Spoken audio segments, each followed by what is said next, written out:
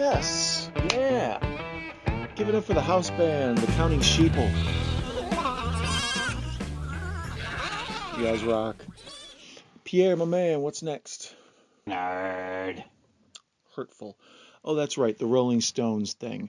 Um, this week, Rolling Stones put out I don't know, sometime they did. They put out a top 50 list of the 50 greatest superhero movies of all time. And I kind of read through it like, oh, what are you guys talking about? Maybe there's something new in here I've never seen or whatever. And I don't like to do rants on this channel. This is a channel for movie lovers, not movie haters. I would be a small fish in a big pond in the hater world, but I'm trying to corner the market on movie lovers. But this crap. Oh my goodness, this was just like absolutely the worst. Like I kept reading it and I was just like, yeah, all right, I guess. And like, well, wait, no, no. But then all right, so I thought maybe we'd go over this together, and then, if you think I'm an idiot, you feel free to put that in the comments. Or if you're like, well, this is obviously just stupid, and this is clickbait where they're trying to aggravate people, which I think that's quite possibly what it is. Like, I think maybe they even intentionally knew, like, if we make this stupid list, it will be so awful that people will make, internet videos about it. Um, it's an article by 6 people, so I guess they thought that would give it like a lot of different, it wouldn't be one person's point of view. I don't know if they voted or what. I was so annoyed by the time I kind of got halfway through it. I didn't care what their process was. It seemed pretty obvious that their process was just trying to get attention. But the credit goes to, like I say, Rolling Stone, David Fear, Brian Hyatt, Alan Sepinwall, which he's usually good. I don't know. I've heard of him before. Mosi Reeves, Joe Gross, Stephen Garrett. Yeah, these are absolutely terrible. Let's get started. Number 50. Zack Snyder's Justice League 2021. All right, this is total recency bias. Like in the big picture of all the superhero movies made and the multiple ones that Marvel cranked out. Marvel, I think, maybe had almost 50 in just their whole phase 1 up through Endgame stuff. Like, it was close.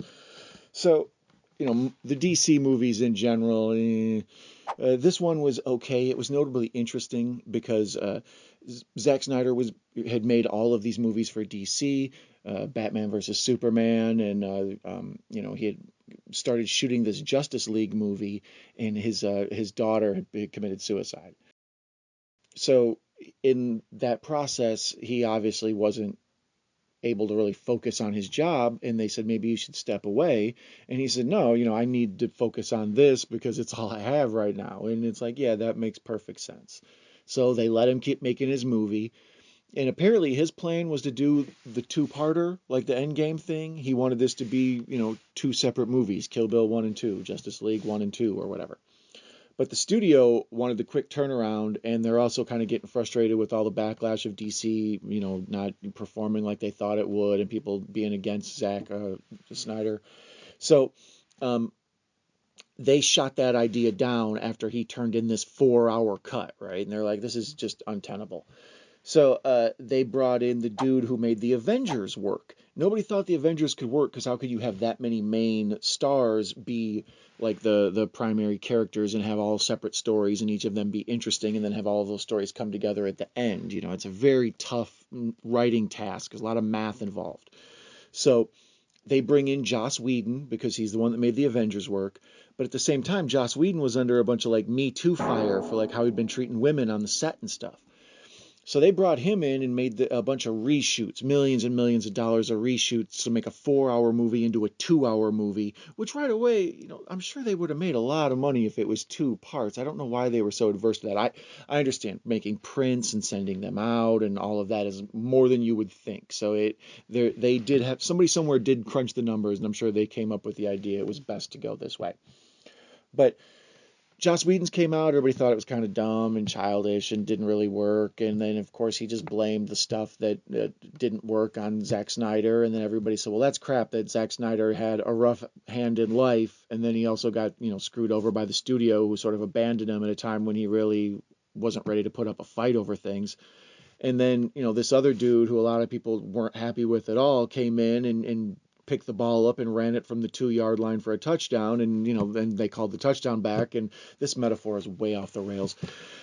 So anyways, After this whole debacle of Justice League, people started clamoring, where's that 4-hour Zack Snyder cut? So it became like a cult thing, like release the Snyder cut. We want the Snyder cut. Like, yeah, great, just Suicide Squad. We don't care. We want the Snyder cut. So during the pandemic, when everybody's at home, they're like, well, why don't we just release that Snyder cut out, to direct to HBO Max and put it out on, whatever, DVDs and stuff, Blu-rays, 4Ks, whatever. Um, and then it caught on because, obviously there were a lot of people who wanted it to do well, so it did do well. Slightly overrated, a lot of people went nuts over it and said it was great, fantastic. It's like it's a 4-hour movie. It's shot for IMAX, so it's a big screen, 4:3 instead of 16:9. There's a lot about it that's weird. There's a black and white cut of it.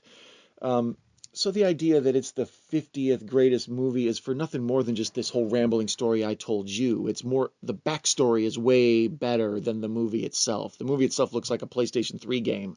It's mostly just bad CGI and overdone fire effects, and the people playing the superheroes do a great job, but it's heavy-handed and it's way low on the list. It arguably could be here, but probably not. 49. Ghost Rider. Are you shitting me? Ghost Rider?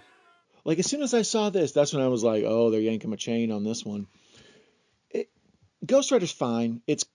When it first came out, it got killed. Everybody was like, this is the worst superhero movie ever made. This is worse than, Dolph Lundgren's Punisher, easily. And then over the years, it kind of built up a cult following. I was shocked. I was under the impression that the second one was a much better movie than the first one. And I looked them up and no, it turns out the second one is just like trash somehow. I don't know. I think I'm going to have to revisit that one because as I recall, it was interesting. It's from the people who made Crank. So, it's supposed to be like, whoa. And in this first one, like his dad is Peter Fonda from Easy Rider, and it's just crazy. I don't know. I thought it was heavy-handed and silly. I didn't think it looked that good. I don't know. I'm assuming this is like a hipster choice. People were like, actually, I think you should go back and rewatch this. You know what the next one they're going to be on is The Incredible Hulk with the Ang Lee version. Like I'm thinking that has to be on here if Ghost Rider's this high up, right? Because the Ang Lee Hulk had way more stuff. So let's see if Ang Lee's Hulk makes this list. Bet it doesn't. 48. Megamind. Megamind? Like, I mean, I understand The Incredibles. Yeah. But, Megamind? I don't know. I felt like, maybe Big Hero 6 would be in here better than Megamind. So, yeah, I really was kind of unaware of Megamind. I thought it was a cheap knockoff of The Incredibles. That's why I never got around to seeing it. Now that it's on this list, it's like, am I missing out? Like Megamind? So, yeah, I don't know. I'm indifferent because I never saw Megamind. So I don't know. I'll eventually maybe look at it, give it a watch because these people say it's good, but I don't. Megamind? Really? But that does answer the question, will things that aren't Marvel and DC be in here, like things that aren't traditional comic book properties for superheroes? So it appears that Megamind solves that question. Number 47, Inframan. Inframan? Wow. I mean, not your traditional superhero, but I mean, yeah, it definitely falls into what I guess I would call a superhero. I mean, he's kind of a kaiju monster in his own weird way. That's a whole other story. But yeah, I don't know. I mean, I guess he's a bit of a ripoff of Ant-Man, to be honest, like Giant Man, whatever. Um, but there's also a trio of these people. There's Spectraman, I believe Ultraman, something like that. So he's not even like alone in his being a Japanese kaiju superhero thing. So I don't really know why Inframan. It just felt like another hipster choice. Like, oh, by the way, if the Japanese Inframan. Oh yeah, not a lot of people know about him. My friend got it on vinyl for me to watch. Yeah, oh yeah, they're really good. Oh yeah, oh, man, past the Kambuka or whatever. Number 46, Scott Pilgrim versus the World. This is a great movie. if you wonder if you should see Scott Pilgrim versus the World, watch it. It's really good. Super entertaining, funny. What's his name? Michael Cera is really good in it. That's one of the movies I was like, it's good Sarah. He's like Nicolas Cage. There's good Cage, bad Cage. There's good Sarah, bad Sarah. This is good Sarah. But calling this movie a superhero movie, what? What are you talking about? I mean, it's a video game movie and it's got video game logic, but I don't know if it has superhero movie logic. Like it certainly, yeah, I don't know. The idea that that long list of people who wrote this didn't sit and have a long argument over whether this was, belonged on the list. It seems to me like this was another just one of many hipster choices. Like, oh, are you familiar with Scott Pilgrim versus the World? It's really good. Yeah, a lot of people like that. We'll add this to the list and it'll make the list cool, man. Yeah, it's like, but it has nothing to do with superheroes. Like, what, I guess video games, yes. Superheroes, no. Bad call. Number 45, The Old Guard. I didn't even know this was a thing. I mean, I've seen it. I believe it's a Netflix thing. I've seen it go by. I might even have had it on my queue. It's Immortal Mercenaries, and it's from a comic book, so I guess that's that. But I don't know if that would be a superhero per se. Like I would struggle to call the Punisher a hero. He does good guy stuff, but a superhero, definitely not a superhero. So I don't. I guess the fact that these people defy time or whatever.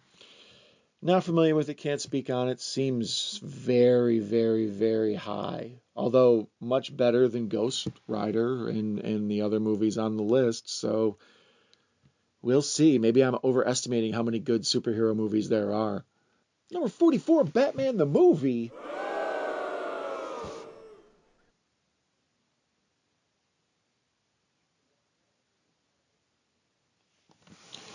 I'm gonna need some aspirin or whatever you take for a headache. Black tar heroin. Okay, here's the deal with this. If there's like a Mount Rushmore of superhero movies, this belongs on it. I'm a Batman dork, so I'm obviously pro Batman. But this establishes the satirical superhero movie where you point out all how silly it is, but then you have the characters try to be serious. Um, so this whole movie was based on the TV show. The TV show is based off of the old serials. One generation had this Batman black and white serials that ran, and then when the next generation or even two generations came along, they were like, "That looks absurd. That man's suit looks so silly," and whatever. So they made kind of this fun, irreverent, very late, 1960s type comedy show. It fit perfect. So it later becomes the hurdle that all superhero movies later on have to overcome. Like, Batman makes it so we want to be funny with these characters. And even like Christopher Reeve's outfit in the Superman movie he's in, they're making sure it looks like the old George Reeve outfit. So when Tim no no when Tim Burton loses control of the Batman movies and they go over to Joel Schumacher, the first thing he does is revert back to the Batman 66 model. Um, even the Fantastic Four movie with Chris Evans in them, there's tinges of goofy silliness that are just reverting back to the Batman model. So this movie is, yeah, definite Mount Rushmore in superhero movies because it's the best of the superhero satire, genre, cornerstone, whatever, a pillar that the whole superhero thing is built upon. So for it to be 44, I mean, you better be blowing me away at this point. I mean, yes, much better than Inframan and better than Ghost Rider. So in Megamind. Um, so they're really pushing their luck with me at this point. At this point, I was deciding I should make a video about this because damn these people. 43, Thor. Are you Thor about that? Um, I don't know where to start with these guys. This falls into that same Ghost Rider category. Like, out of all the Marvel successes, there are a few where they're like, eh. And this first Thor movie, although I thought it was okay, it's better than Thor: Dark World, which those two movies right away was like, this franchise is headed for a bad place. But there was enough, like, this does good superhero comedy. It's not satire comedy. There's humor that derives from the plot.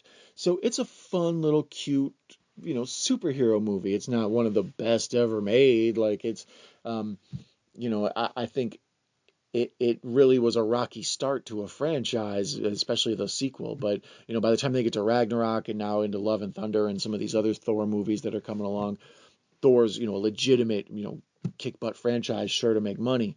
But it was rocky with this, definitely. So I mean, it's impressive that they were able to take a property like Thor, and they got Kenneth Branagh to direct it, I believe. Um, so I don't know. I'm still. It should be behind Batman 66, but yeah, I don't know about Thor being here at all. As you can see, this is a real like, this was a mistake, you guys. But since I like the character and I like where it ended up, I'll let it stand, Your Honor. But just know that I'm going to object and I'm going to be have bitch faced about it. Number 42, the Lego Batman movie. This is one of those movies where other people loved it and then I hated it. And then whenever I try to explain to them that I hate it, they just kind of give me that look. So I have to disqualify myself as a juror on this one. Because once again, when I say the Batman thing, like I have an idea of what Batman is. It's the Frank Miller Batman, the psychologically troubled, and then he's trying to overcome some things, and he's living as an outsider. He's up all night. You know what I mean? I feel the guy. Um, but this Batman, the Lego Batman, it sort of makes fun of all that. All the other characters in the movie are like, "Oh, get that sad look off your face," and Batman's like, "But my parents are dead," and they're like, "Yeah, but it was a long time ago. Come on, let's go play frisbee or whatever. Let's sing a song." And Batman's like, "No." I was like, "Yeah, because you're Batman. You're not supposed to be singing songs. If Batman was singing a song, I'd be mad." So didn't like the Batman Lego movie. The idea that the Dark Knight, the loner out solving crime, needs to have a family and he needs to have fun, and it's cute for children, but it just pisses all over the Batman mythos, and it makes all the other stuff look silly, kind of. So yeah, I'm not a fan of Lego Batman. They did a fine job. It's not as good as the Lego movie. The Lego movie is awesome. See the Lego movie, forget this piece of trash. But otherwise, like I said, other people loved it, but I didn't. But yeah, I don't know. So, not happy about it. Number 41, The Avengers. This one, I can't believe it's this low on the list. Like, I would have guessed this is top 15 for sure, maybe top 10 in my opinion. 41, I mean, I feel like this is because I mentioned during the whole Justice League rambling thing, the backstory that goes with that, where Joss Whedon was sort of Me Too'd or canceled or whatever, where society just was kind of sick of him being a creepy dude or whatever his deal was. So, um, with this, when it came out at the time, it was revolutionary and sort of important. It's arguably maybe one of those superhero Mount Rushmore movies, because prior to this, no one thought you could do the superhero ensemble movie, having all these superheroes having each individual story, and then having the bad guys have a story, and then having Justice or the Coulson in them. What the hell are those people called? Agents of Shield, Jesus. And then Samuel L. Jackson has to have his stuff. So to get all those stories told and then bring them together in one arc at the end where they fight these bad guys, that seemed impossible, impossible to do that juggling act. So Avengers, like I say, was probably a top 15, top 10 movie before him getting in trouble with the media and with women and everything. So this feels like a punishment more than it feels like an acknowledgement. This isn't a reward, this is a demotion. Number 40, The Dark Knight Rises. Okay, this one feels right to me. Like most of the other ones, it's like, hey, it feels kind of off, not way too, it shouldn't be on the list or too far back on the list. This should be on the list, and this feels like where it should be. Like it's a one people should revisit. It's really got a lot going on in it. Tom Hardy's good. Everybody in it's good. It brings all this other stuff from the story back together. The problem is it followed The Dark Knight, and it followed the whole thing with Heath Ledger passing away and stuff. So it felt like the conclusion to a story that had already kind of been told and peaked, and it has the Return of the Jedi following the Empire the Strike Back problem, where this huge emotional dramatic crescendo happens, and then you have to follow it with a closeout movie, and that's where this falls into. But it's got all sorts of great monologue. The people in it act just fantastic. All sorts of memorable scenes. It's shot by Christopher Nolan, so it looks amazing. I would definitely recommend it. This feels like a good choice at a good place on this list. Number 39, Doctor Strange in the Multiverse of Madness. I haven't seen this one yet. I was going to go to the theater to see it because I actually liked Sam Raimi so much, and the Doctor Strange character is interesting enough. I'm interested more in the Marvel horror branch off. You know, they have a whole section of like kind of bizarre supernatural superheroes. Um, but since I haven't seen it, I can't comment on it, I guess. I'll have to recuse myself on this one. It feels like this is recency bias and this is, higher up on the list, way too high. But until I see it, I can't say that. I've heard a lot of people enjoyed it as a theater movie, but it isn't a very great movie, they kind of say. That's what I've heard. I figured I would just see it on streaming eventually, and I will. So until then, you are safe for now, buddy, but you better watch your step. Number 38, Captain America, the First Avenger. This feels about right. This is one that should be on this list. I enjoyed it. I thought it was surprisingly good. I didn't think Captain America seemed like a silly character to me going into this, but they do a fantastic job in this movie. It was the surprise hit of the Marvel ones, this one and then Winter Soldier, which I would assume is coming up higher on the list. And it's interesting to me that Captain America is probably going to get 2 on the list. Which is also interesting about that Batman being where it was. It's like, so there's already 2 Batman on there, and does that mean we're going to get, Dark Knight, Batman 89, and the new Batman? So then there's going to end up being 5 Batman on the list? And what about those Batman cartoon Batmans? So I don't know. I'm off track with Captain America here, but this list is already way, way, way confusing of what they're going for. But I agree with this. This is 2 in a row that it's like, I feel like, yeah, you're doing a good job, but we're getting down to the top 35, and we know that some of the ones towards the back end are a bit of a stretch. So I don't know. I'm curious to see where we end up at. Okay, so there you go. Number 37, The Batman.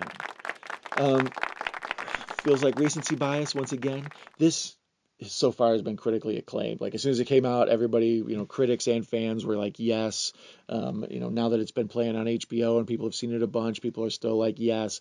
So this one's hanging in there and doing real well. I enjoyed it a lot. Like I said, I did a whole big review about it. You can watch me eat a pizza and spend a half hour with me rambling about Batman. Huh? Doesn't that sound like the ultimate first date? Um, I don't know. We'll have to see what else is ahead of this on the list, but it feels like I personally would have put Dark Knight Rises ahead of it, but that's probably me. I think the rest of the world would say this is better than that. So, but Captain America behind this? I don't know. We're starting to get into argument territory. Number 36, Tank fucking Girl. Are you kidding me? Tank Girl? Tank Girl? Lori Petty? Tank Girl? Isn't Ice-T a damn kangaroo or something in that movie? Tank Girl. Oh, Tank Girl. All right, here's the deal with Tank Girl.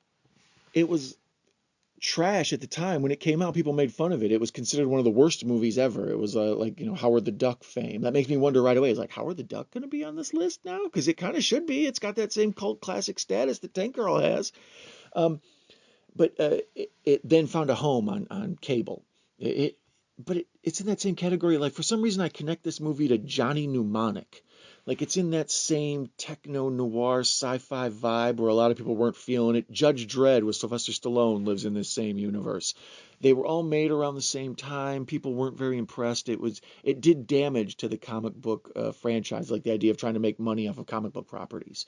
So later on TV, there was like a generation of people who saw it on cable, and then they showed it to like their daughters and stuff.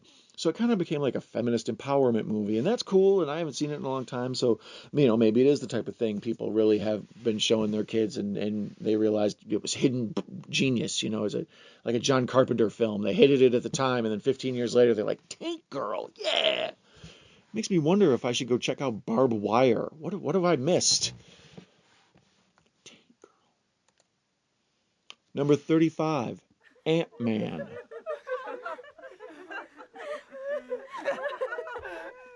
Are you kidding? Dude.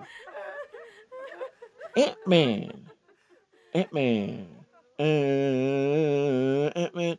Ant-Man.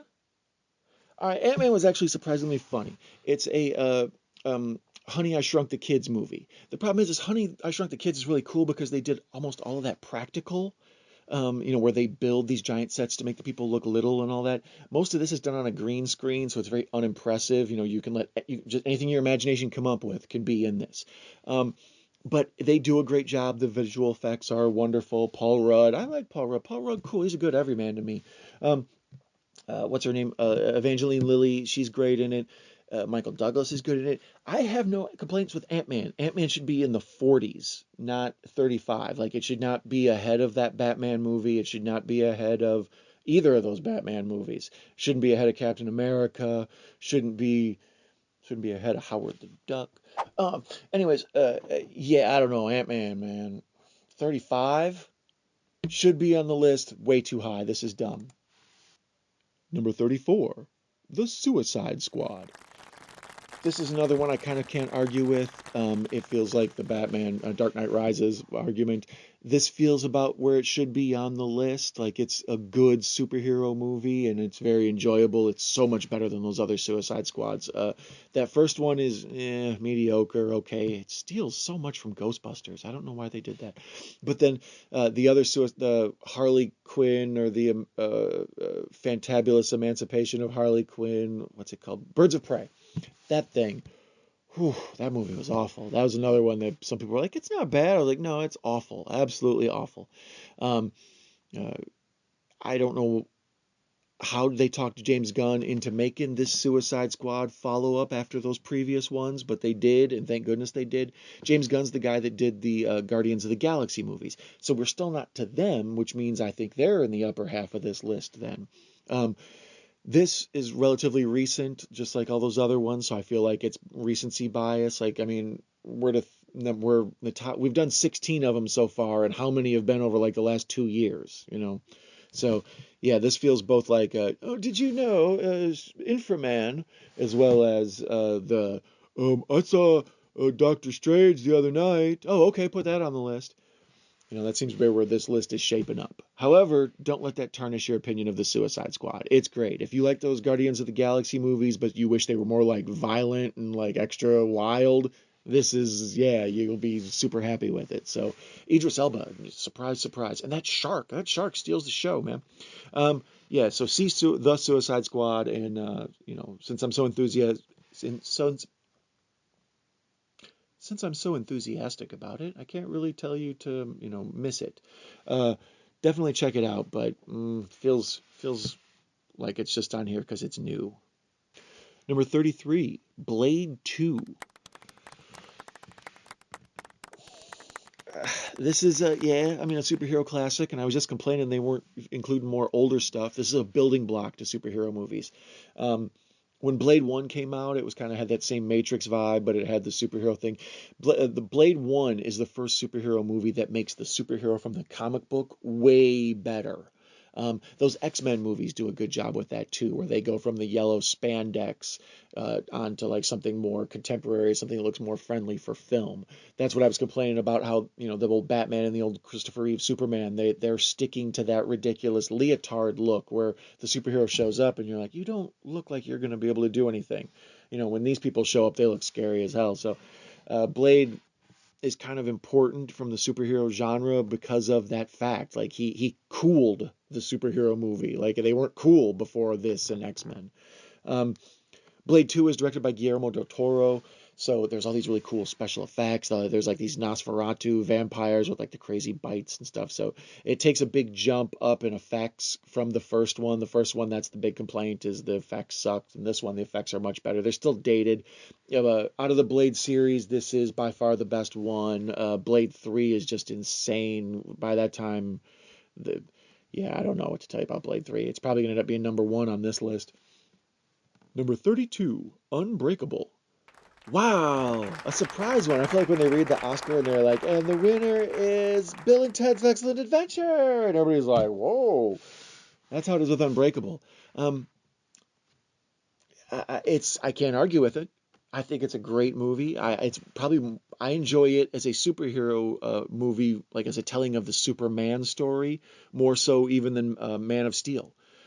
Uh, Bruce Willis discovering he's Superman late in life after he's kind of broken down is amazing. What an interesting story to be told. And the whole thing with Samuel L. Jackson's character, this is coming right off of The Sixth Sense, so M. Night Shyamalan's at like the peak of his game. Um, yeah, I can't really argue with this. It's just a surprise because it's not a DC property. It's not a Marvel property or whatever. It's um, an M. Night Shyamalan property. But it's a good hipster choice. It's much better than Inframan or the Ghost Rider. I can't believe Ghost Rider was on this list. Or Mega Man, Mega Mind, whatever. Still Mega Mind. Number 31, V for Vendetta. Wow! You got the balls to call V for Vendetta a superhero movie? Comic book movie, yes. Superhero movie, no.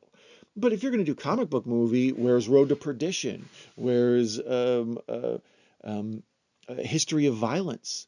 There's a bunch of good comic book movies, but they're not superhero movies. This is not a superhero movie. This is like a subversive, be angry at your government, be woke kind of movie.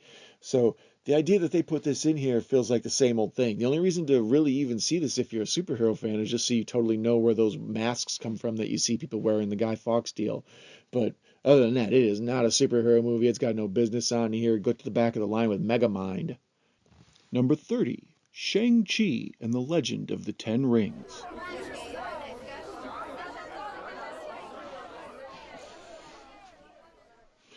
I didn't see this one. It wasn't anything that drugged me out to the theater, and it's been hidden behind Disney Plus's play. Let me try that again. It's been hidden behind Disney Plus's paywall. So, it's one of those things where I turn on Disney Plus for a few months a year and then catch up and then shut it back off because um, I have nothing but noises for this movie, apparently. Just all sorts of.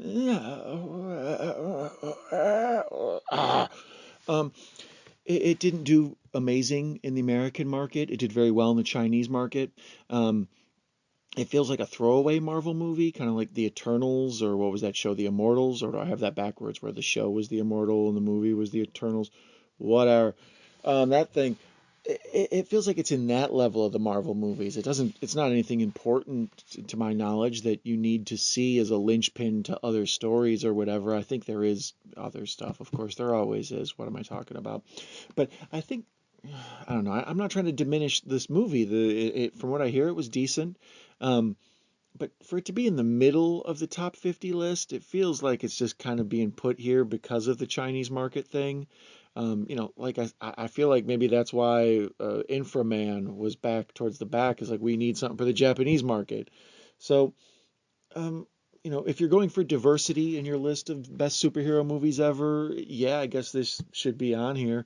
But if you're just going for like what are the actual best, like based on merit, things like box office numbers or critical acclaim or word of mouth, how much does the property sell for when it goes into, selling to streaming services and TV and stuff? Was it something that airplanes wanted to show? Was it in hotel rooms? There's all sorts of metrics to go by, like what was the popularity and or benefit of this movie? Was it a huge release on home video, or did it just kind of sneak into the store and, sneak out? So I don't know enough about this movie to totally rip it apart. From what I hear, like I say, it is good, but it feels false to have it at this place on this list. More noises. Number 29, The Crow. This feels about right-ish, maybe, I guess. I'm a big fan of The Crow. I guess it's a superhero. It's a real off-brand superhero, but kind of like the whole Justice League rambling thing, this is more interesting as a movie than it is as a movie. Like the story of the movie, where Brandon Lee, the son of Bruce Lee, plays the Crow. He was killed on set of the making of the movie. It was a gun accident. So very similar to that Alec Baldwin Rust thing. Look at me getting all confused with my who gets murdered on set stories. But Brandon Lee, he was like kind of an up-and-coming star. He'd done a few action things. He had a lot of on-screen charisma. People liked him a lot. He was genuinely felt like he was going to be something big in Hollywood, and then this tragedy happened. And it was the same kind of thing as when Heath Ledger passed away. They mirrored each other very greatly. So when this movie came out, there was like a morbid fascination or curiosity about it, the same like with The Dark Knight, and the same there will be with that Rust movie. Um, People just want to see the creepy haunted movie where the person died, and that's where The Crow kind of got shuffled off to the side of. It's more like an anecdotal movie, like, oh, this is, the movie where that dude died. But really, here, go sit next to Twilight Zone, the movie, and be quiet. Um, but this movie itself is actually really good. It's one of my October favorites. It takes place on the night before Halloween, All Hallows Eve. So it's a good, watch a bunch of horror movies and then take a break and watch The Crow, and then on, the actual Halloween, crank out whatever your favorite Halloween movies are. But I am a big fan of it, and I would push it on people. It's kind of like with Blade. It's one of those building block movies that got us more serious superhero movies rather than the comic book Batman silliness stuff. Um, 29, I guess, feels about right. It's an in memoriam section. I mean, I don't know if it belongs ahead of um, yeah, I don't know. I can't really argue at this placement. It's not bad. This is decent. It feels like Captain America should be up next to it somewhere, but it's overall, yeah, good placement. Good placement, I guess. See the Crow. Number 28, Batman Begins. Wow, this is a surprise to me. Um, I'd assumed that we would be getting The Dark Knight and then Batman 89 and maybe Batman Forever in the rest of this list. I wasn't expecting Batman Begins. That's a surprise to me. Um, the first of the Nolan movies, so it makes me think that all three will be on this list, which is crazy that Nolan had, a trilogy that made the top 50. Uh, but this is the beginning of his universe. It really establishes Batman as like a serious character. This feels like an action movie about like a guy who's in training to be like a commando or something. Like there's all sorts of movies where dudes are going off to fight in the jungle and they're training, and then they get their weapons together and they go off and fight and stuff. That's what this feels like. It's the build up to a fight, and it makes it all feel realistic instead of just a silly movie about some dude dressed as a bat. Like this feels sincere. So it's an important linchpin movie. It goes with, yeah, The Crow and Blade, as far as movies that made it okay for superhero movies to take themselves seriously. Number 27, Hellboy? The 2004 version, the Guillermo del Toro. So that's the second del Toro movie on the list with Blade 2. But then I don't know, this feels way high. I feel like this should have been maybe like get rid of Tank Girl and then put this where Tank Girl goes. It's this feels like Tank Girl for boys. But the movie itself doesn't quite do the cartoon justice or the comic book justice, because the comic book has kind of a weird Deadpool look to it where it's sort of quirky and strange. This doesn't really feel like a comic book movie as much. I mean, it is because it's so insane, but it feels almost more like a Del Toro movie. This is closer to Pan's Labyrinth than it is to Batman. Um, I think that it, it's really well made and it's cool to check out, but Ron Perlman's Hellboy is bizarre and crazy, and I think this movie helped keep him afloat. And I don't know, I'm just sort of shocked by the placement on the list. Yeah, this back goes where, get rid of Ghost Rider and put it there, or get rid of Tank Girl and put it there. Like, um, I feel like this is another one of those movies that belongs on this list, but because of where it is, other good stuff is not going to make the list, and then I'm going to be like, why is Hellboy here? It's interesting to me that this is the Hellboy that people like, not the Hellboy 2 or the Hellboy reboot. You didn't know there was so much Hellboy going on, did you? Number 26, Darkman. Wow! I was, wow! Are you sure? Wow! This feels super hipster. Sam Raimi did those Spider-Man movies, and then he did that new Doctor Strange. But before he did those, when he was trying to do something different from the Evil Dead, he created his own superhero, the same way M. Night Shyamalan did with Unbreakable. Um, and that's what Darkman is. Liam Neeson plays this guy, but it feels very akin to those Spider-Man movies. Like, I remember seeing them right away. I was like, oh, this is just the better version of Darkman. The Darkman spawned a couple sequels, second and third. They're, yeah, I don't. He's a superhero, definitely a superhero, but because he's not a comic book superhero, it feels extra weird. But I mean, I guess I don't think Megamind was, not to my knowledge, whatever. Um, Yeah, wow. This feels like the hipster pick that goes at the back of the list with Inframan, or maybe Inframan should have been skipped and this should be at the back of the list. It's definitely not like, yeah, wow, number 26, huh? They think this is more of an important superhero movie than Batman Give Begins. me a break. That's, huh, wow. Yeah, I don't know. I would have had to been arm wrestling these dorks in the Rolling Stone writing room, but this sounds just yeah, I mean, I see Darkman. It's cool. It's interesting. If you really like those Sam Raimi Batman or Spider-Man movies, check those out. The problem is this is closer to Spider-Man 3, which is the one everybody didn't like, than this is to Spider-Man 2, the one everybody loved. Um, yeah, wow, I'm flabbergasted. Number 25, The Rocketeer. This, yeah, it belongs on this list, belongs towards the back, belongs ahead of Darkman, but not ahead of Captain America, Batman Begins, the new Batman, all these other ones that it's ahead of. This would be one of my hipster picks. Like, oh, by the way, did you ever see The Rocketeer? Um, The Rocketeer is very good. It's got kind of a part Indiana Jones thing to it, but you watch it for 5 seconds and it's just, the dude has a flame, like a flamethrower jet shooting above his butt crack the whole time. It's like, dude, your ass would just be on fire. Um, but once you get past that and you sort of go with the whole like Zeppelin technology of the movie, it's real. H.G. Wells, what are those people called? Steampunk. It's a very steampunk movie. Uh, what's his name from James Bond plays the villain. He's really good. Timothy Dalton.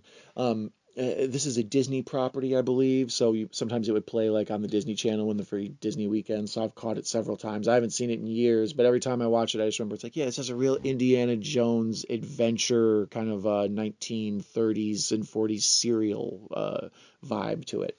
I love it a lot. I recommend it. Belongs on this list with The Crow and all that, but towards the back of the bus, not up towards the. It's not a top 25 superhero movie. Number 24, Batman Returns. Wow. Okay. So that's a lot of Batman on this list. I'm a big Batman guy, and this I would be like, okay, out of these 50, put every Batman movie in there and then figure out the rest later. But this list isn't made for me. Clearly, this list isn't made for anybody. This list is nuts. But um, Batman Returns, it got even darker. Tim Burton had to kind of adhere to the old keep superheroes silly and fun. That's why he has that sort of Danny Elfman whimsical craziness, and a lot of the Joker's antics are very big and broad comedy. And then with this one, it leans more into like gross and yuck, and there's a more sexy side to it, and it's a lot dark and sinister. Um, it's about orphans and child abandonment and, dude eating fish and he bites somebody's nose off. And yeah, there's just a lot in here. After this is when Tim Burton stepped away from the Batman movies and they handed it over to Joel Schumacher and he went full silly Batman. They always go back to what they know. But this was the first attempt to take a superhero like extra dark, extra fun, and it got squashed. So this was the first attempt to walk on the moon, and the man suffocated. Number 23, Deadpool. I love this Deadpool. I mean, I like the Deadpool character in the comics. He's fun and silly. He's kind of quirky. I think Deadpool should definitely be on the list. I would put him towards the back. Every time they add one of these new people that I'm surprised is on here, I keep thinking like, oh, there's going to be some good movies that didn't make this list. So, let's see. Yeah, I enjoy Deadpool. I would recommend it, especially if you've seen the other X-Men movies. Ryan Reynolds Deadpool, he really gets that character. It's almost like Ryan Reynolds is Deadpool. His little snarky asides and his little comments he makes about everything. So I haven't seen Deadpool 2. I'm hoping it's not in these next 22 because I'm going to feel really bad about how many of these movies I've never seen for a person who loves superhero movies. It's kind of embarrassing. But I also feel like this list has more of an agenda than it does to actually try to steer me in the direction of good things to check out. Number 22, Robo fucking Cop. Are you kidding me? I love RoboCop. RoboCop's the best. RoboCop is satire, but it also predicts the future. They knew Detroit was going bankrupt. Seems silly to the rest of us. They knew Mexican border was going to be a big war and a problem. Seems silly to the rest of us. Way ahead of the curve. Way ahead of the curve. What in the hell is it doing on this list? RoboCop is not a superhero. RoboCop is literally closer to Jesus than he is a superhero. He's like resurrected from the dead and all that and stuff. Um, I mean, I guess you could say that's the Superman story, like, but he's a cyborg. I mean, I guess you could say it's closer to the cyborg story, but we've already had the cyborg story. It was number 50 with Justice League. Um, RoboCop is not a superhero. He has no business on this list. He's a fun sci-fi fantasy adventure character. His cartoon that they made, maybe that's a superhero. No, it's not a superhero either. I don't know why RoboCop's here. He has no business being here. RoboCop, get off this list. Number 21, Doctor Strange. So both Doctor Stranges made it? Like, when the other one made it, I thought it must be a superior Doctor Strange movie, so that's why it was on there. Because this one, it's kind of with that first Thor. It's a fine movie. It's not a bad movie. It's not like Elektra or, Halle Berry's Catwoman. Actually, I better watch my mouth at this point. Halle Berry's Catwoman may be showing up in a couple picks here. But out of all of them, this was a very middling one. It was just it was there. You had to establish the character of Stephen Strange. He's an unlikable prick. He's kind of the doctor version of Iron Man, and there's a big difference between Robert Downey Jr. and Benedict Cumberbatch. Sorry, I always feel like I'm saying that guy's name. You can hear me leak confidence as I'm saying it. Like, all right. Um, we needed to establish his character. So, every time you have to do an origin story, it's a hard, uphill battle because they're so boring and they're stupid. It's hard to make them interesting. And there was the whole thing where they thought Tilda Swinton wasn't Asian enough to play the role she was playing, and just it was dumb. So this movie kind of got swept aside and didn't get the love it deserved. I enjoyed it enough. I didn't think it was one of the better ones. It's certainly not in the top 25. I'm not even sure it's better than Tank Girl. But yeah, I don't know. It makes me not want to see that other one if this one's number 21 and the other one's way back at 30 and 40 or wherever the heck it was. It makes me think that, yeah. So there's only 20 left, and we haven't seen a bunch of good movies. All right, let's buckle up, kid. Let's go. All right. Number 20, Superman 2. Okay, this is interesting to me. I'm a big Superman 2 guy. I think this belongs on the Mount Rushmore of comic book movies. Actually, I believe this belongs kind of on the Mount Rushmore of action movies. This sets the sequel template idea that all sequels, regardless of, superhero or not, follow, where you say, okay, we're going to establish a hero, and in the second one, we're going to have him fight someone equal, but then many of his equal. So in the first one, Superman, does duel with Lex Luthor, his intellect, right? And so Superman's a man of all the power in the world, but he has to battle a man who's very smart, so it's a challenge for him.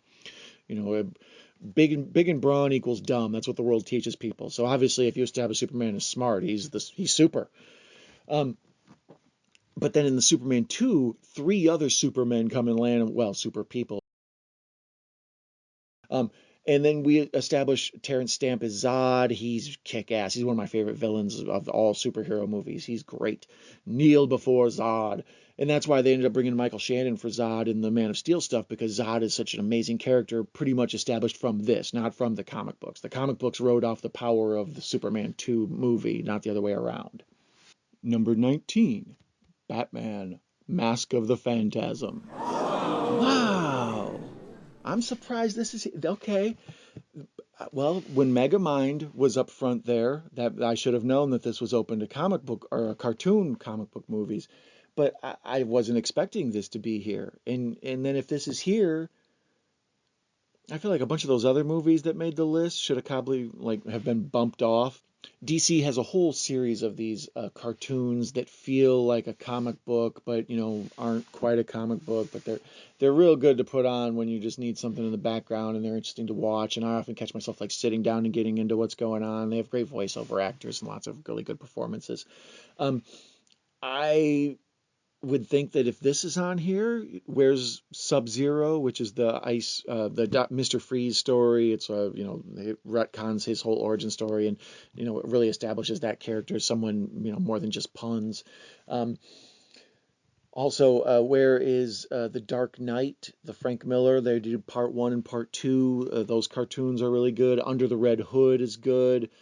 But what blows me away is, yeah, now that out of the top 20, I mean, I feel like they're making a bold choice here. Like this represents other comic or cartoon movies.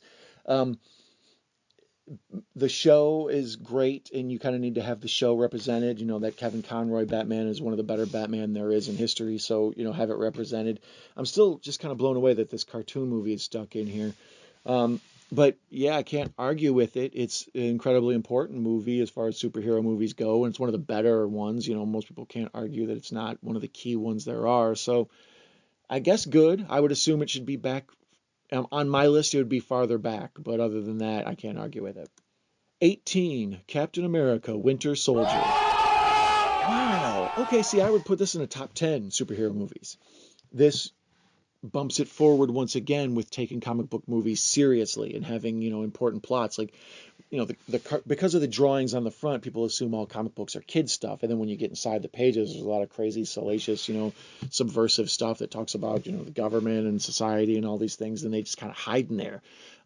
There was a whole thing back in the 50s, I believe, where they went after the comic books because they found out that they were hiding so much cool stuff in the pages of these, and people just couldn't get past the covers. Oh, those are for kids. And then later on, when they realized what was going on, they're like, our kids are reading this. So this movie does that with Marvel movies. It's like, oh, another, Marvel whatever. And then you get like this, Manchurian Candidate, 3 Days of the Condor sort of thing. And Sebastian Stan, whatever his name is, he's really good in it. It's great action movie, lots of good shootouts in the street. Frank Grillo is good in it. It's one of my probably favorite superhero movies. It's for sure top 10, maybe top 5 for me. So the idea that it's 18 kind of makes me make a face, but can't argue with it being on the list. Just feels high or low. Low, feels low, feels low. Number 17, X2. Yeah. I mean, I guess we are. I forgot about X2 when I was talking about X-Men movies. Yeah, this is an important superhero movie. The first X-Men movie by Bryan Singer was one of the ones that really also is important for superhero movies because it establishes take the superheroes serious. It course corrects after Batman and Robin. This is the first, this and Blade and those like that. This falls in that group. X2 is the best of the series. Nightcrawler, the special effects on it are fantastic. I think they even hold up to this day. Some of the other effects are in betweenish. I definitely think it's a great movie. I feel like, yeah, it should have probably been higher up on the list. I'm curious to see what other ones they ended up thinking were better than this and The Winter Soldier. So, let's see. Number 16, Avengers Infinity War. Wow! I wholeheartedly and vehemently disagree. There is no way this is 16. This is probably number 1 for me, and I'm a big Batman dork. I would probably say The Dark Knight is maybe number 1, but Avengers Infinity War is number 2. So the idea that it's way back here feels... The only knock against it is you have to see a bunch of other movies and care about a bunch of the characters that are presented in this story. Like, you have no interest in Ant-Man if you don't watch a couple of the other movies, or so what about Thor or the Guardians of the Galaxy or whomever. But if you see all those movies, then of course it all adds together and means something.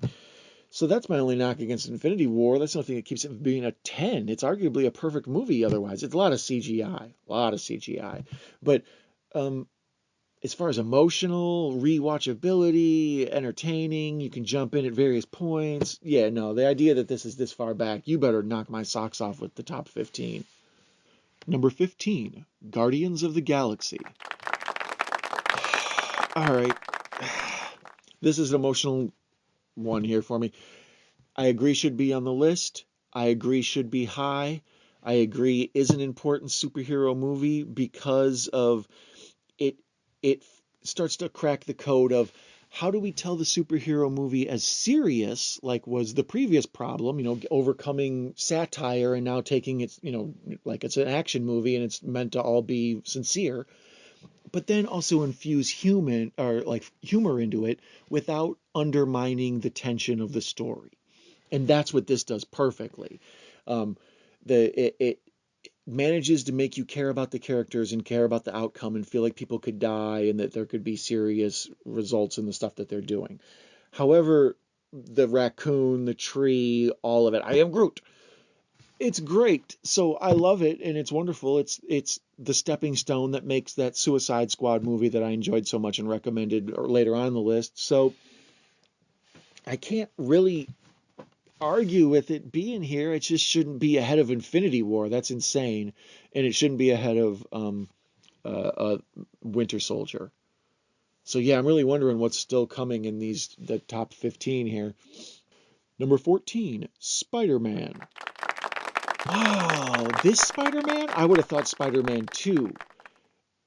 And then I would have assumed Spider-Man 1 and Spider-Man 3 just didn't make the list. And then I was going to complain how come Darkman made the list, but Spider-Man 1 didn't make the list. But now here's Spider-Man 1. So what in the hell is it doing here, especially that high? Spider-Man 1's really good.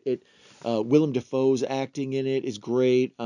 It does the Sam Raimi editing, storytelling thing that Sam Raimi does so well that got him the Doctor Strange multiverse thing. This should not be here. This upside down iconic kiss is maybe the most important thing in this movie. Otherwise, all the good stuff is in the second one with Alfred Molina's Doc Ock. I don't know why it's here. It should be on the list. If you wanted to say it was number like 41 or 42, I'd be like, that's a good place for this. I could see that. Yeah, it helped open the door for the superhero movies we have now by making all the money it did. So, yeah, I don't know. I disagree with its placement, but it should be on the list. Number 13, X-Men Days of Future Past.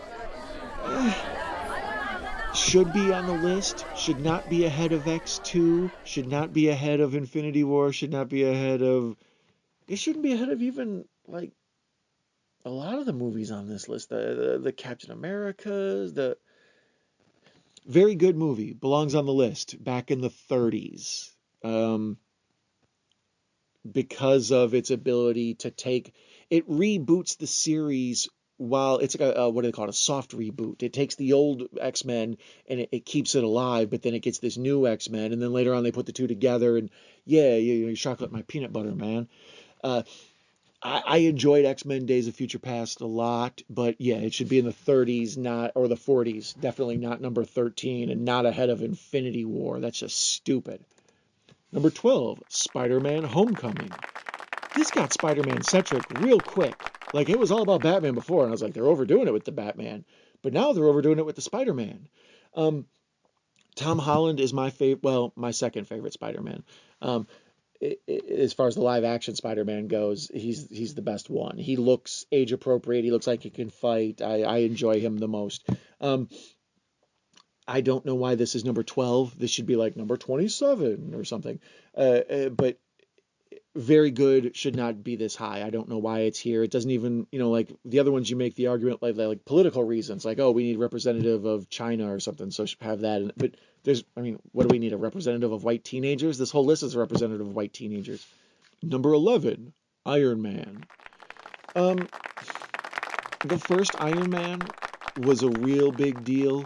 I enjoy Iron Man 3 more than Iron Man 1, but Iron Man 1 ran almost as counter-programming to The Dark Knight. Like, The Dark Knight was very serious, but this kind of did the same thing that Guardians of the Galaxy did, where it was a serious action movie, but it had, like, action movie comedy beats in it. So, the characters were smart alecky with one another, rather than pointing out how dumb it is that this man has a machine heart and all this stuff.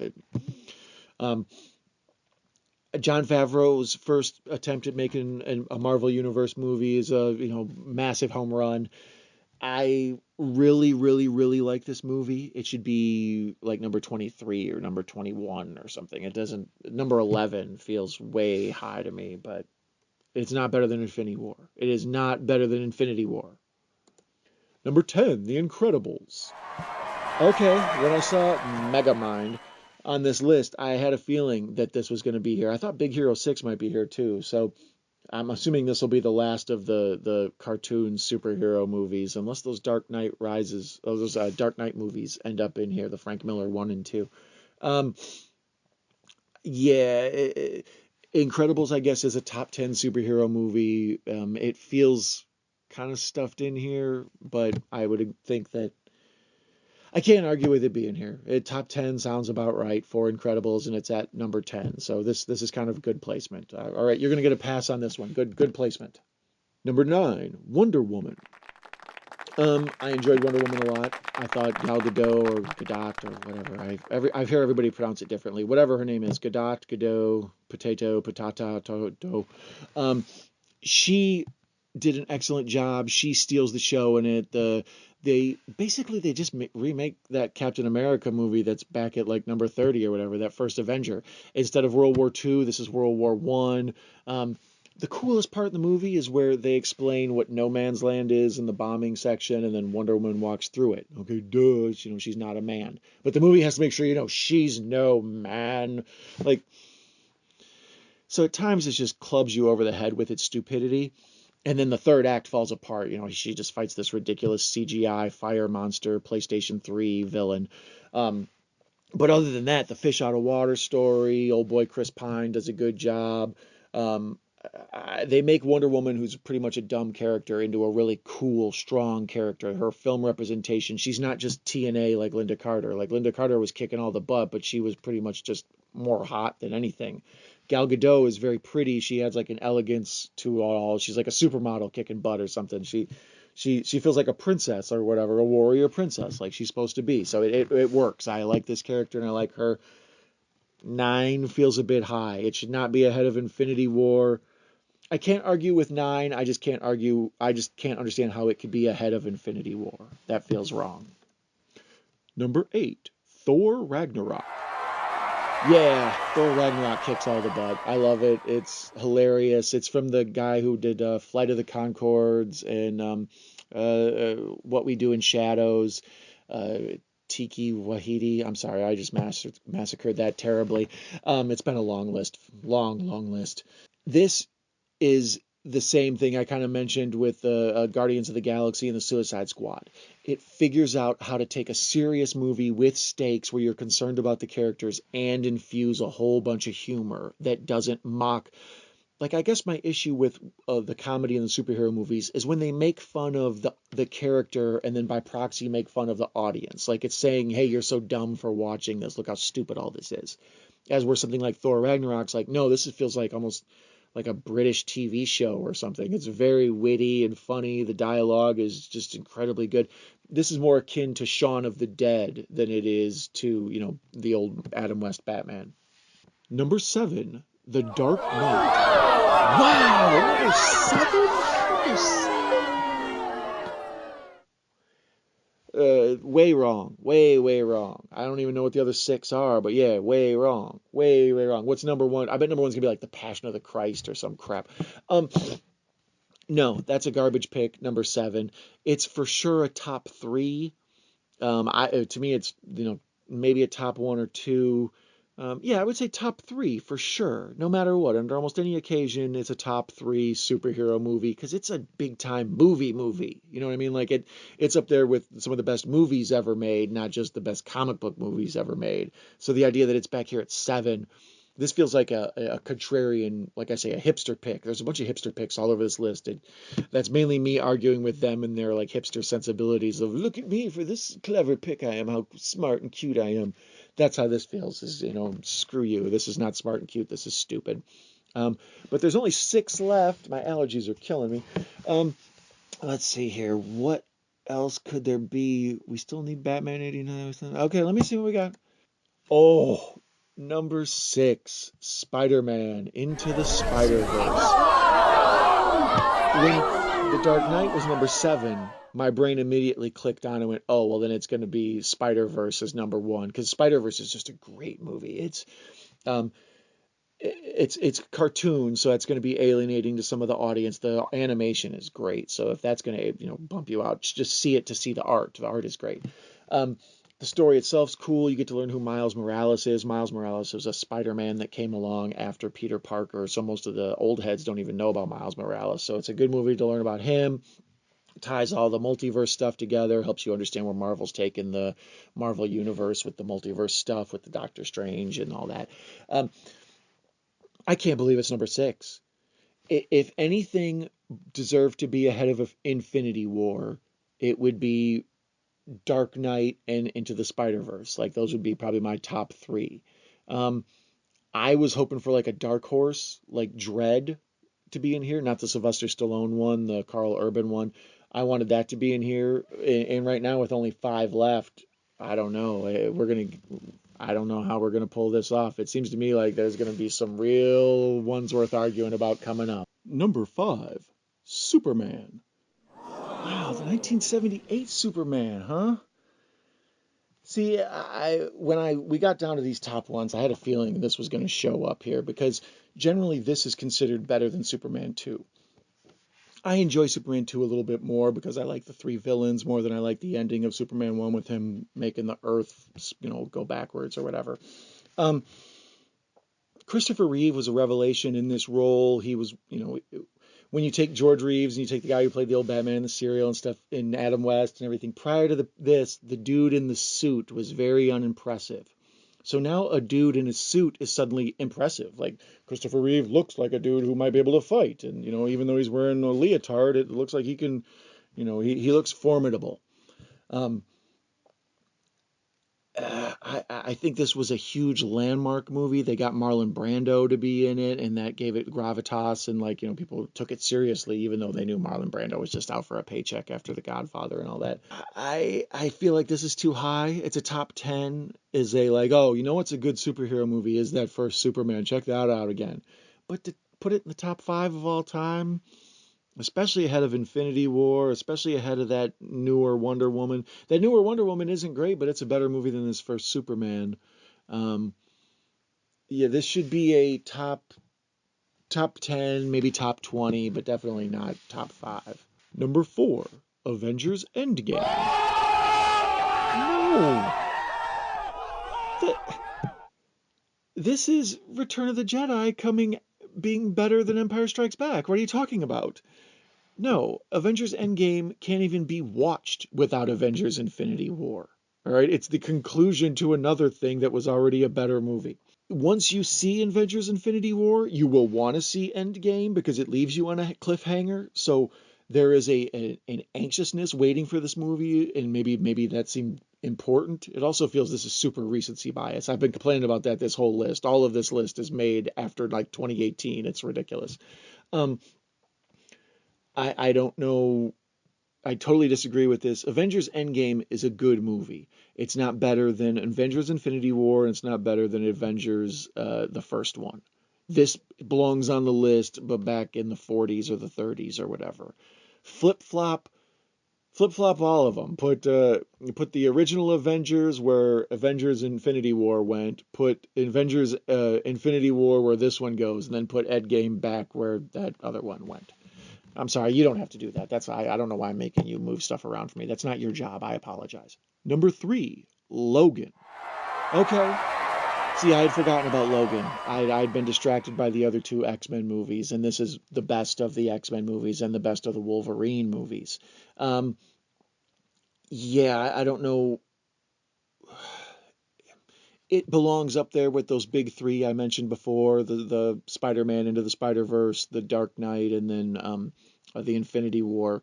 This would be in my top 5 as well, because it's such a serious movie. They know that the average age of people watching these comic book movies is adult age, so they like, okay, here's some stuff to think about.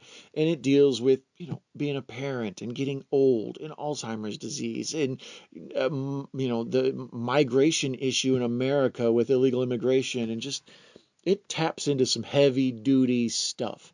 I enjoyed it a lot. It's really, really good. It also has, the same way Into the Spider-Verse does. There's a whole generation that doesn't know about Wolverine's daughter.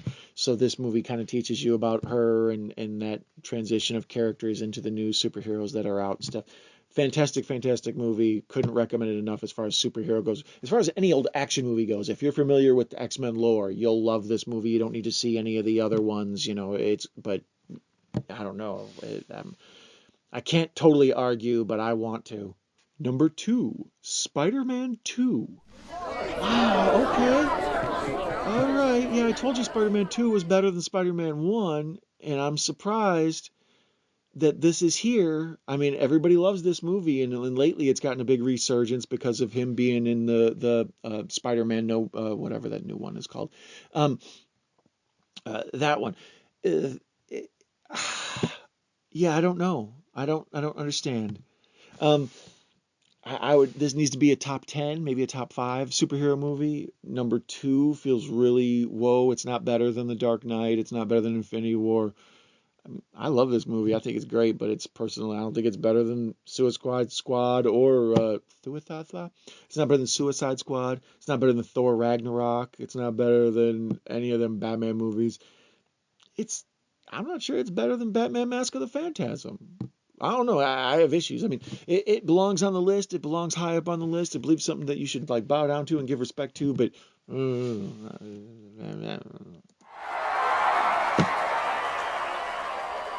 I should have known. I should have known. I forgot Black Panther was in the mix. This is, see, they're painting me into a tough spot here because I'm mad. Michael Keaton's Batman, Batman '89, did not make the list. I was convinced that was going to be number one and that was going to be the surprise ending. And then, so I blocked out that Black Panther existed. Black Panther is definitely a top 20 superhero movie, probably a top 10. It's a big deal, if for nothing else, than its Oscar nomination. And the thing is, the star, Black Panther, Chadwick Boseman, he passed away. So there's a whole lot of sentimentality to it, like I said, with Heath Ledger in The Dark Knight and Brandon Lee with The Crow. Since he's no longer with us, this is going to get extra points. Um, one of those movies. This is one of those movies that other people loved and I didn't think was great. I didn't dislike it like I disliked Lego Batman, but I didn't think it was great. It was way too much CGI for my liking. The whole scene with there's a big car crash where the car keeps tumbling and tumbling, and I was just like, would you stop it? Um, they otherwise the big thing about this movie is in my lifetime when Coming to America came out.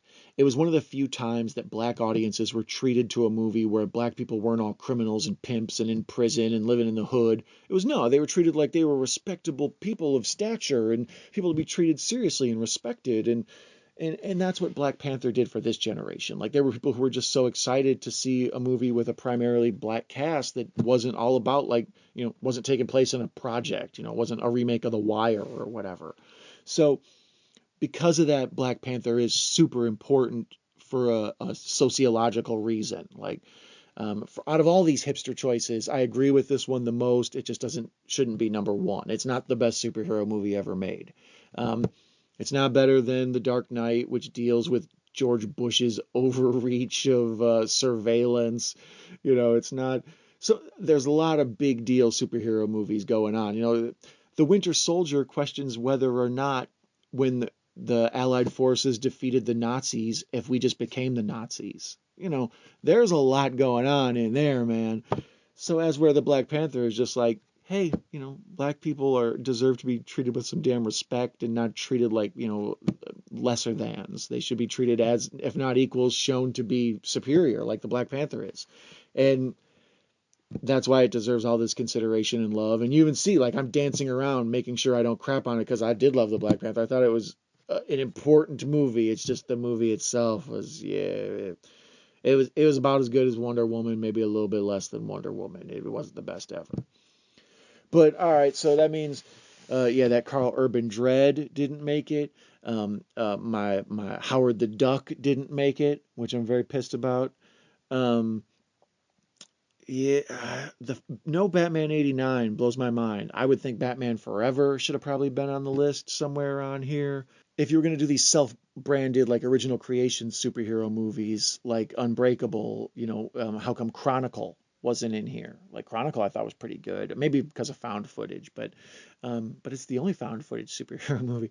Um, or else, yeah, that Dread movie with Carl Urban, I'm mad about isn't on there. But after them wasting a spot on RoboCop, I mean, couldn't you make the case that, like a Death Wish movie is a superhero movie? Like Charles Bronson's clearly a superhero in that. Or did you ever see Commando, where's Arnold Schwarzenegger? That dude is a superhero. If RoboCop is a superhero, he's a superhero. Um, V for Vendetta has no business being on this list. And the more I think about it, that one in particularly jumps out at me because it's just not a superhero movie. It belongs with History of Violence. It doesn't belong in this list. Um, yeah, the only reason they make lists like this is so people like me get upset about it and make videos. So you're the big winner here, Rolling Stone, not the Black Panther or not Michael Keaton's Batman. What about Birdman? All right, like if they're gonna do all these way out picks and hipster choices, now it occurs to me, why not Birdman? Yeah, I don't know. This list was very disappointing. My allergies are killing me because when you become too nerdy, you get the allergy. Nerd. Thank you, Pierre. All right, well, I'm going to wrap this up because I've talked way too long about superhero movies and I've given way too much attention to the Rolling Stone list. I mean, it's my own fault anyways. Why would I go? I wouldn't go to ask the rock and roll dudes about superheroes. If I wanted to know about superheroes, I'd go to the comic book shop. You can find 3 dudes with beards and beer bellies who will break it down for you. They will have the best list ever. This list, not so much the best list ever. Anyways, if you'd like to talk more about superheroes or watch me eat a pizza and talk about superheroes, you go ahead and check out this video right here. Otherwise, you take it easy and I'll catch you later.